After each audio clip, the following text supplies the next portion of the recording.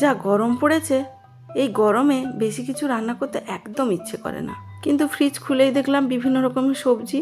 এবার রান্না না করলে শেষ হয় কি করে? ফ্রিজটাও তো ফাঁকা করতে হবে, তাই না? তাই ঢ্যাঁড়স, পটল, ঝিঙে আর কাঁচা আমড়া বার করে নিলাম। ঢ্যাঁড়স ছোট ছোট টুকরো করে নুন হলুদ দিয়ে ভেজে নিয়েছি। আর পটল দিয়ে বানিয়েছি আলু পটলের ডালনা। মশলার মধ্যে দিয়েছি আদা রসুন পেঁয়াজ, ধনে গুঁড়ো, জিরে গুঁড়ো আর লঙ্কা গুঁড়ো। ঝিঙে দিয়ে কি বানিয়েছি ভাবছো তো? ঝিঙে দিয়ে ঝিঙে আলুর পোস্ত ছাড়া আর কি খেতে ইচ্ছে করবে বলো? লাঞ্চে মাছ না হলে চলে, তাই আলু দিয়ে মাছের ঝোল করেছি। ফোড়নে দিয়েছি কালো জিরে আর কাঁচা লঙ্কা। আর আমড়া দিয়ে শেষ পাতে খাওয়ার জন্য আমরা টক মিষ্টি চাটনি করেছি। টক ডালও করা যেত, কিন্তু আজকে চাটনি খেতে ইচ্ছে করছিল, তাই চাটনি বানিয়েছি। প্রচণ্ড গরম তো, তাই অল্প টক দইও নিয়ে নিয়েছি পাতে। লেবু আর কাঁচা লঙ্কা তো নিতেই হবে, তাই না? একটা ডিম সেদ্ধ ছিল, ওটাকেও অর্ধেক করে কেটে থালার মধ্যে নিয়ে নিয়েছি। কেমন লাগলো আজকের লাঞ্চ থালি?